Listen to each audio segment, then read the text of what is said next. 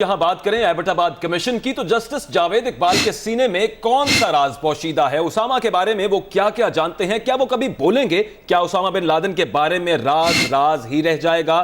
آج کہنے لگے ہیں اسامہ بن لادن کے بارے میں بتا دیا تو پیچھے کچھ نہیں بچے گا۔ انہوں نے اپنی بیٹی کو بھی راز کے بارے میں کچھ نہیں بتایا۔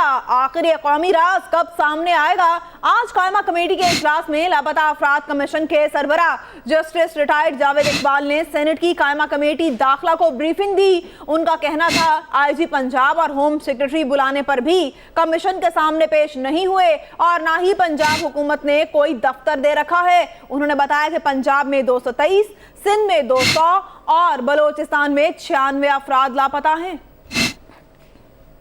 سینیٹر رحمان ملک کی زیر صدارت سینٹ کی قائمہ کمیٹی کا اجلاس، لاپتہ افراد سے متعلق کمیشن کے سربراہ نے اب تک کی پیش رفت پر بریفنگ دی۔ جسٹس جاوید اقبال نے بتایا کہ خیبر پختونخوا اور بلوچستان میں لاپتہ افراد کی تعداد افسوسناک حد تک ہے۔ انہوں نے میڈیا کا بھی سامنا کیا۔ ان کا کہنا تھا کہ مجھے ہر ادارے کے سربراہ کو بلانے کا اختیار حاصل ہے۔ آئی ایس آئی کے سربراہ بھی کمیشن کے سامنے پیش ہوئے ہیں۔ آئی ایس آئی کے سربراہ اور فرنٹیئر کور کے سربراہ، ان سب سے فرنٹیئر کور کے سربراہ سے نہیں لیکن آئی ایس آئی کے سربراہ، وہ آپ کو یاد ہے کہ ایبٹ آباد کمیشن میں بھی 2 مرتبہ تشریف لائے تھے۔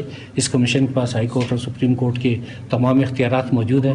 صحافیوں کے بار بار پوچھنے پر جسٹس جاوید اقبال کا کہنا تھا کہ کمیشن کے سامنے کون پیش ہوا بتا نہیں سکتا، میں کسی کا ترجمان نہیں۔ مجھے ہر ادارے کے سربراہ کو بلانے کا مکمل اختیار ہے، لیکن بلایا نہیں اور کسی خفیہ ادارے کے سربراہ نے آج تک پیش ہونے سے انکار نہیں کیا۔ پیش ہوئے سر؟ بالکل پیش ہوئے۔ ایسی بات نہیں کہ کوئی ادارہ کہے کہ جی وہ ماورائے قانون ہے۔ پاکستان میں کوئی ادارہ ماورائے قانون نہیں ہے۔ جسٹس جاوید اقبال کے سینے میں کون سا راز پوشیدہ ہے؟ اسامہ کے بارے میں وہ کیا کیا جانتے ہیں؟ کیا وہ کبھی بولیں گے؟ کیا اسامہ بن لادن کے بارے میں راز ہی رہے گا؟ آج کہنے لگے اسامہ بن لادن کے بارے میں بتا دیا تو پیچھے کچھ نہیں بچے گا۔ انہوں نے اپنی بیٹی کو بھی راز کے بارے میں کچھ نہیں بتایا اور یہ بھی کہا کہ آخر یہ قومی راز ہے، میں نے اس کے بارے اپنی بیٹی کو بھی نہیں بتایا۔ آخر یہ قومی راز کب تک سامنے آئے گا؟ آج قائمہ کمیٹی کے اجلاس میں لاپتہ افراد کے کمیشن کے سربراہ جسٹس ریٹائرڈ جاوید اقبال نے داخلہ کمیٹی کو بریفنگ بھی دی ہے۔ انہوں نے کیا کہا آئیے آپ کو دکھاتے ہیں۔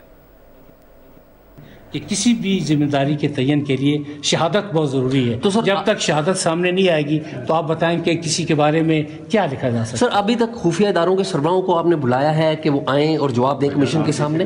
میں نے بہت کچھ کیا لیکن یہ سب کچھ رپورٹ، لیکن سر خفیہ اداروں کے سربراہوں کو نہیں بلایا؟ نہیں، ایسا نہیں ہو سکتا کہ میں مجھے ہر ادارے کے سربراہ کو بلانے کا مکمل اختیار ہے، لیکن بلایا نہیں اور کسی خفیہ ادارے کے سربراہ نے آج تک پیش ہونے سے انکار نہیں کیا۔ پیش ہوئے سر؟ بالکل پیش ہوئے۔ ایسی بات نہیں کہ کوئی ادارہ کہے کہ جی وہ ماورائے قانون ہے۔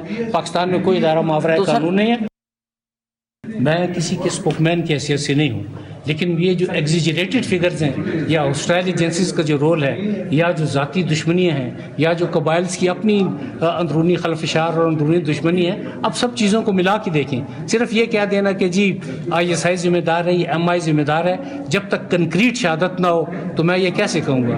آپ دیکھیں اگر ایک سائیکل کی بھی چوری ہوتی ہے نا، تو جب تک مکمل ثبوت نہ ہو تو عدالت کسی کو 4 مہینے سے لے کر 6 مہینے کی سزا تک نہیں دیتی۔ ایبٹ آباد کمیشن بارے بات کرنے کے لیے ہمارے ساتھ موجود ہیں تجزیہ کار حسن عسکری صاحب۔ سر بہت شکریہ آپ کے وقت کا۔ جسٹس جاوید اقبال نے آج بات کرتے ہوئے کہا ہے کہ اسامہ بن لادن کے بارے میں بتا دیا تو پیچھے کچھ نہیں بچے گا۔ کیا سمجھتے ہیں آپ، کیا ایسا ہے ان کے سینے میں ایسا راز کہ جو بتا دیا تو پیچھے کچھ نہیں بچے گا؟ دیکھیے، جو وہ کمیشن تھا 2011 میں اپوائنٹ ہوا تھا، آج 2016 ختم ہو رہا ہے اور اب جو ہے وہ فرماتے ہیں کہ میں اگر بتا دوں تو کچھ باقی نہیں رہے گا۔ تو ہمارے ملک میں تو عوام کو بتایا ہی کچھ نہیں جاتا، تو اب میرا خیال یہ ہے کہ رپورٹ کو ریلیز کرنا چاہیے۔